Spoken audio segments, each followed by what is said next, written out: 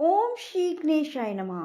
राधे राधे मेरे प्यारे भाइयों बहनों माताओं व बंधुओं, संस्कार की बातें चैनल में आपका स्वागत है।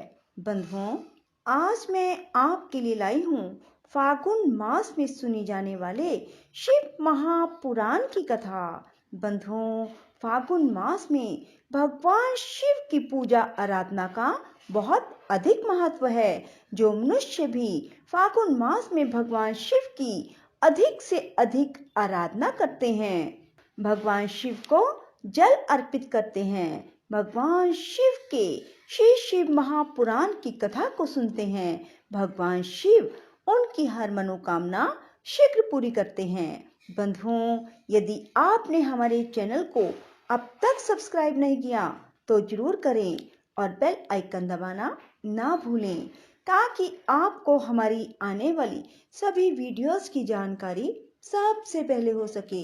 बंधुओं, वीडियो को पूरी सुने। सुनने के बाद कमेंट बॉक्स में जय शिव शंकर भोलेनाथ जरूर लिखें। बोलो शिव शंकर भोलेनाथ की जय हो। ब्रह्मा जी कहते हैं, देव ऋषि, इसी समय दक्ष के इस बर्ताव को जानकर मैं भी वहां आ पहुंचा और पूर्ववत उन्हें शांत करने के लिए सांत्वना देने लगा। तुम्हारी प्रसन्नता को बढ़ाते हुए मैंने दक्ष के साथ तुम्हारा सुंदर स्नेहपूर्ण संबंध स्थापित कराया। तुम मेरे पुत्र हो, मुनियों में श्रेष्ठ और संपूर्ण देवताओं के प्रिय हो, अतः बड़े प्रेम से तुम्हें आश्वासन देकर मैं फिर अपने स्थान पर आ गया। इसके बाद प्रजापति दक्ष ने मेरी अनुनय के अनुसार अपनी पत्नी के गर्भ से 60 सुंदरी कन्याओं को जन्म दिया और आलस्य रहित हो धर्म आदि के साथ उन सब का विवाह कर दिया। मुनीश्वर, मैं उसी प्रसंग को बड़े प्रेम से कह रहा हूँ, तुम सुनो। मुने, दक्ष ने अपनी 10 कन्याएं विधि पूर्वक धर्म को ब्याह दी, 13 कन्याएं कश्यप मुनि को दी और 27 कन्याओं का विवाह चंद्रमा के साथ कर दिया। भूत, अंगिरा और कृशाश्व को उन्होंने 2-2 कन्याएं दी और शेष 4 कन्याओं का विवाह ताक्षय या अरिष्टनेमी के साथ कर दिया। इन सब की संतान परंपराओं से तीनों लोक भरे पड़े, अतः विस्तार भय से उनका वर्णन नहीं किया जाता। कुछ लोग शिवा और सती को दक्ष की ज्येष्ठ पुत्री बताते हैं, दूसरे लोग उन्हें मझली पुत्री कहते हैं और कुछ अन्य लोग सबसे छोटी पुत्री मानते हैं। कलप भेद से ये तीनों मत ठीक है। पुत्र और पुत्रियों की उत्पत्ति के पश्चात पत्नी सहित प्रजापति दक्ष ने बड़े प्रेम से मन ही मन जगदम्बिका का ध्यान किया, साथ ही गदगद वाणी से प्रेम पूर्वक उनकी स्तुति की।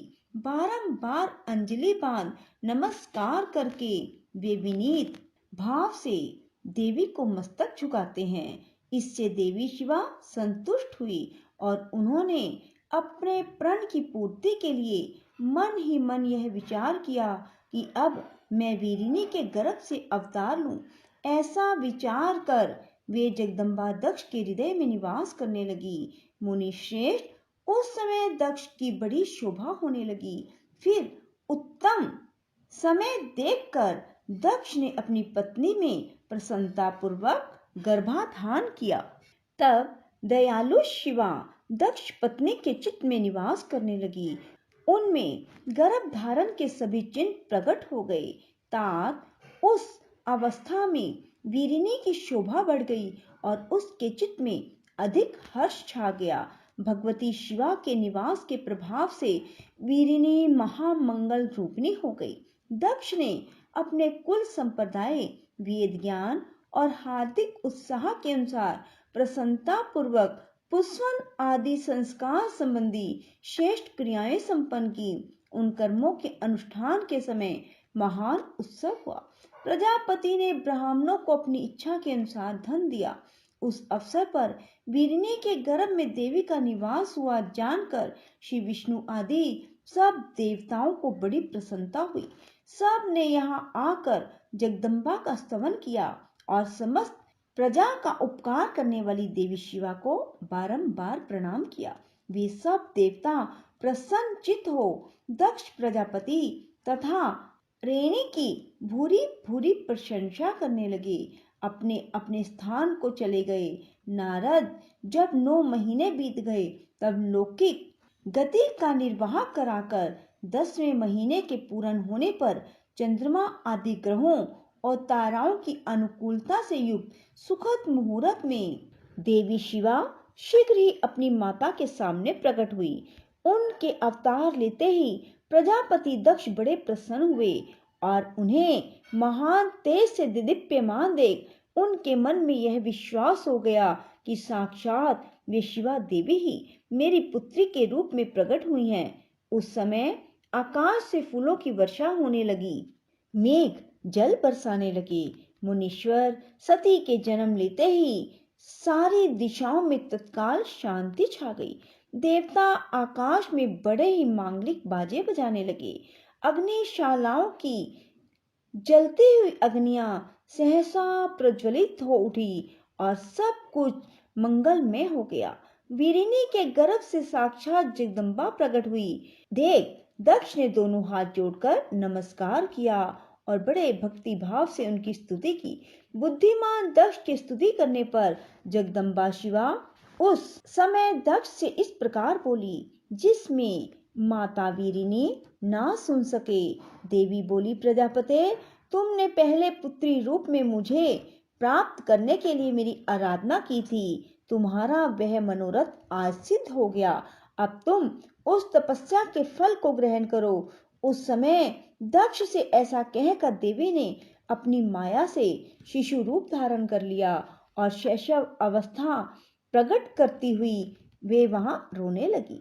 उस बालिका का रोदन सुनकर सभी स्त्रियां और दासियां बड़े वेग से प्रसन्नता पूर्वक वहां आ पहुंची। आसिकिनी की पुत्री का अलौकिक रूप देखकर उन सभी स्त्रियों को बड़ा हर्ष हुआ। नगर के सब लोग उस समय जय जयकार करने लगे। गीत और वाद्यों के साथ बड़ा भारी उत्सव होने लगा। पुत्री का मनोहर मुख देखकर सबको बड़ी ही प्रसन्नता हुई। दक्ष ने वैदिक और कुलोचित आचार का विधि पूर्वक अनुष्ठान किया, ब्राह्मणों को दान दिया और दूसरों को भी धन बांटा। सब और यथोचित गान और नृत्य होने लगे।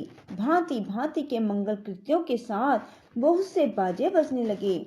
उस समय दक्ष ने समस्त सद्गुणों की सत्ता से प्रशंसित होने वाली अपनी उस पुत्री का नाम प्रसन्नता पूर्वक उमा रखा।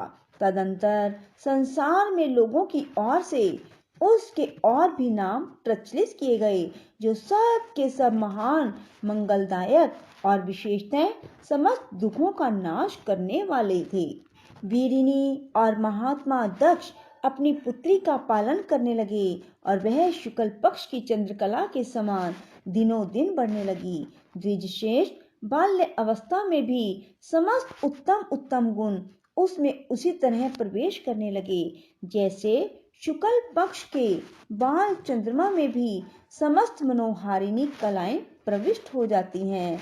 दक्ष कन्या सती सखियों के बीच बैठी बैठी जब अपने भाव में निमग्न होती थी, तब बारंबार भगवान शिव की मूर्ति को चित्रित करने लगती। मंगलमयी सती जब बाल्योचित सुंदर गीत गाती, तब स्थानु हर और रुद्र नाम लेकर स्मर शत्रु शिव का स्मरण किया करती थी। बोलो शिव शंकर भोलेनाथ की जय हो। राधे राधे, जय श्री कृष्णा। बंधुओं, यदि आपको हमारी वीडियो पसंद आए तो इसे लाइक करें और शेयर भी जरूर करें। धन्यवाद।